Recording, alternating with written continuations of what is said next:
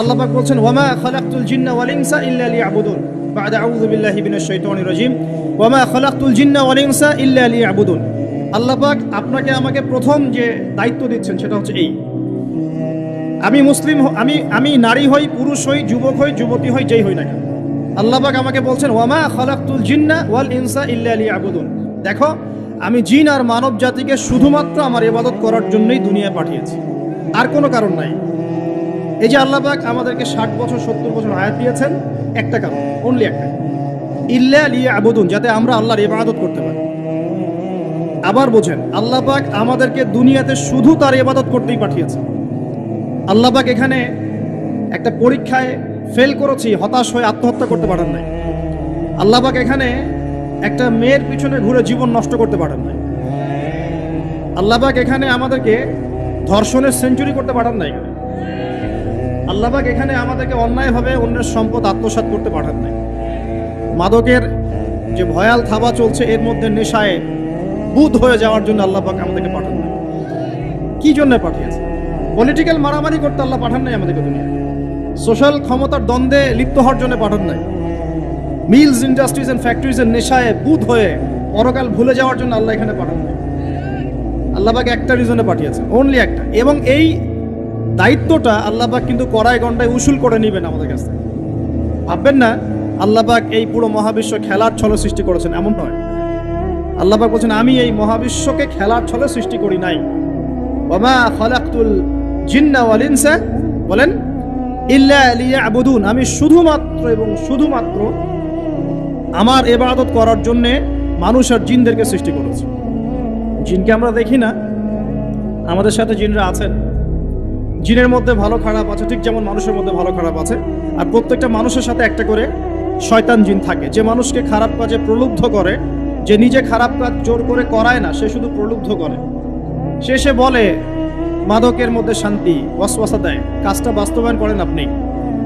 সে বলে যে এটা তো ছেলে মেয়ের ফ্রেন্ড, বয়ফ্রেন্ড গার্লফ্রেন্ড কালচার, বন্ধুত্ব, এটা এমন কিছু নয়, জেনা করেন আপনি। সে বোঝায় যে টাকা পয়সা আর্ন করতে হবে, বউ বাচ্চাকে সিকিউর করতে হবে, সুদটা খান আপনি। সে বুঝায় যে তুই তো একসময় চলে যাবি, সন্তানদের জন্য কি রেখে গেলি, তখন ঘুষটা খান আপনি।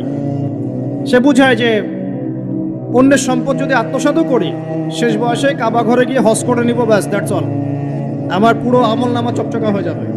এভাবে শয়তান ওয়াসওয়াসা দেয়, কিন্তু কাজটা করি আমরা।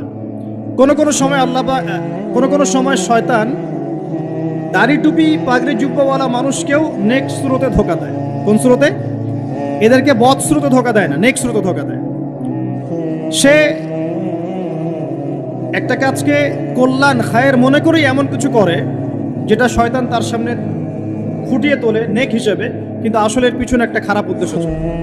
দাড়ি টুপিওয়ালা মানুষকে নেক্সট স্রোতে শয়তান ধোকা দিয়ে ফেলে। কোনো সময় ভিতরে অহংকার জন্ম দিয়ে দেয়, কোনো সময় ডিগ্রি সার্টিফিকেটের কামান্ড নিয়ে আসে, কোনো সময় নারী দিয়ে পথভ্রষ্ট করে ফেলে, আর কোনো সময় অর্থের প্রলোভন দিয়ে পথভ্রষ্ট করে। তো শয়তান কিন্তু কাউকে ছাড়ে না। আমি মূল জায়গায় আসি। প্রথম যে জিনিসটা এই বিশ্বটাকে ধ্বংস করছে এটা হলো বস্তুবাদিতা, যেটা আমাদের এই সমাজের মধ্যে এখন রন্ধ্রে রন্ধ্রে ঢুকে গেছে। আমি বলছি বারবার, স্ট্যাটাস অর্জন করতে কোনো সমস্যা নেই, কিন্তু যদি এই স্ট্যাটাস আমাকে আমার পরকালীন গোল থেকে সরিয়ে দেয়, তখনই সমস্যা। কারণ মৌত কাউকে ছাড়বে না, কবরও কাউকে ছাড়বে না, কিয়ামতের মাঠও কাউকে ছাড়বে না। আর আল্লাহ পাকের সামনে আমাদের সবাইকে ইন্ডিভিজুয়ালি হিসেব দিতে হবে, একজন একজন করে। এমন নয় 10 জন আসবে, তারপর 10 জন, তারপর 10 জন। নো, আব্দুল্লাহ তুমি আসো, আব্দুর রহমান তুমি আসো, এই মুহাম্মদ তুমি আসো, এই দাউদ তুমি আসো, একজন একজন। সো এই জিনিসটা যদি আমার মাথায় থাকে, তাহলে আমি কিন্তু বস্তুবাদী হতে পারবো না। আমি বলছি দুনিয়া আমার প্রয়োজন। আল্লাহ পাক কি বলেছেন? এই দুনিয়া হচ্ছে সিজনুল লিল মুমিন, নবীজি বলছেন, আর দুনিয়া সিজনুল লিল মুমিন, দুনিয়া মুমিনদের জন্য কারাগার। কারাগার মানে যেখানে আমি স্বতন্ত্র স্বাধীন নই। এখানে প্রশাসন অনেক ভাই বোন আছেন, তারা জানেন কারাগার কি জিনিস, আর যারা 2-1 বার যাওয়া আসা করেছে ওরা জানে কি জিনিস। এখানে আপনার কোনো ব্যক্তি স্বাধীনতা নাই। আপনি আপনার ইস্তেঞ্জা করবেন, শিশি যেতে পারবেন না, আপনি পারমিশন নিতে হবে, তারা নিয়ে যাবে, তারপরে যেতে পারবেন, তাও হ্যান্ডকাপ পরিয়ে। দুনিয়া সিজনুল লিল মুমিন, দুনিয়া মুমিনদের কারাগার। এখানে আপনি খেতে পারবেন না, খাবার আসবে তারপর খাবেন। ঘুমাতে পারবেন না, যখন ঘুমানোর আদেশ দিবে তখন ঘুমাতে পারবেন। তাও কতক্ষণ ঘুমাবেন তাও ফিক্স করা। মানে কারাগার মানে কি? যেখানে আপনার ব্যক্তির স্বাধীনতা চলে না, যেখানে আমি চলবো একটা সিস্টেমের আওতায়। এখন নবীজি বলছেন দুনিয়াটাই হচ্ছে কারাগার। আর এই দুনিয়ায় কেমন করে আমি প্রবৃত্তির দাসত্ব করতে পারি?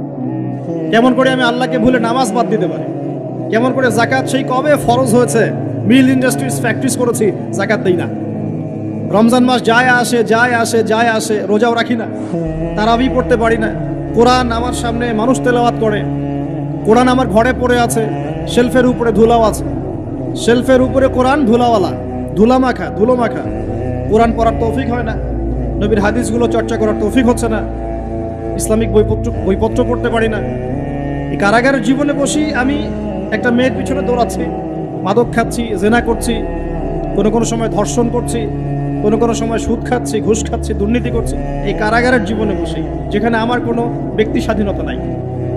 তাহলে কারাগারের জীবনের মেয়াদ যখন শেষ হবে, যখন তাকে এখান থেকে বের করে নিয়ে আসা হবে, অর্থাৎ মৃত্যু, তখন তার সাথে কীরকম রিমান্ডে আচরণ করা হবে এটা ভালো করে বুঝে নেন।